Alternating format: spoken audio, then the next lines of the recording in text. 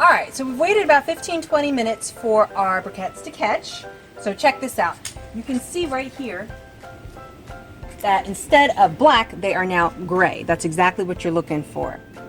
Does that make sense? Yep. All right, so now what we're going to do, when it comes to, here, let me have those. When it comes to grilling tools, I find that you really only need two things. You need a pair of tongs and a spatula. And honestly, I use this more than any other tool when I'm grilling.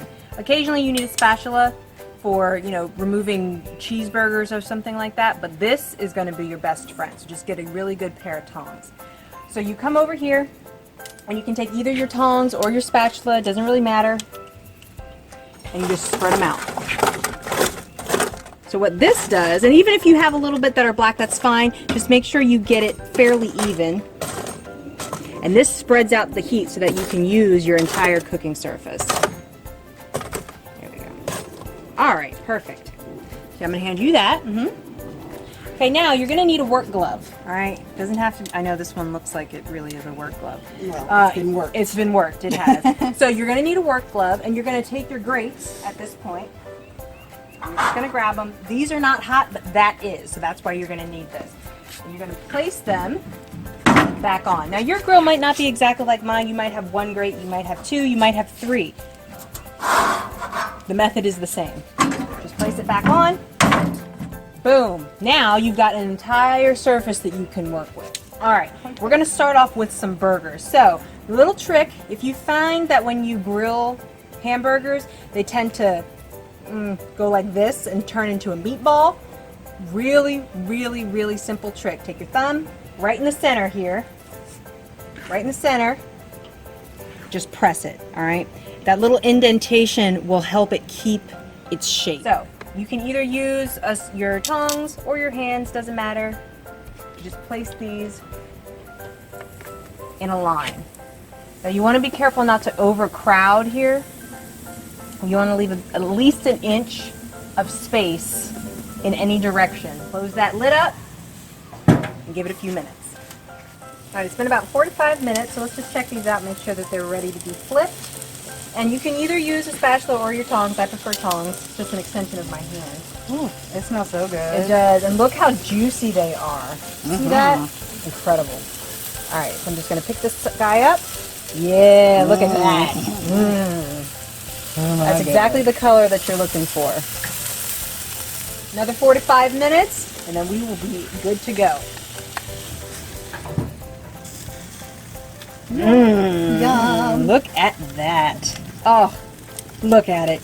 It's just glorious, isn't it? It is. All right, so we're going to take these babies off. Now we've got our chicken, our marinated chicken. And it was marinating for like 20 minutes. 20 minutes, yep, thereabouts. All right, so we're just going to take that. And again, you can use your tongs if you'd like. I prefer using my fingers for uncooked stuff. And we're just going to lay it. So again, So good. yes, it does. I So haven't cooked yet and look good. right, it is. So when you lay your chicken out, you want there to be about an inch of space or an inch or so of space between the pieces. And you want it to be positioned directly over the coals. So you want to leave these on for about 5 minutes on one side, and then we're going to flip them for another 5 minutes on the other side. And that's only because we cut it so thin. Right. If we left it the thicker, If we left it whole. if we had left it whole, Yes. you would want to probably double that time. Exactly. All right, let's open it up. See what we got. All right. Let's give it a flip. Cool. Yes. Look at those grill marks. Yum. Let's just leave that for another roughly 5 minutes. You can probably check it after about 4 minutes just to make sure.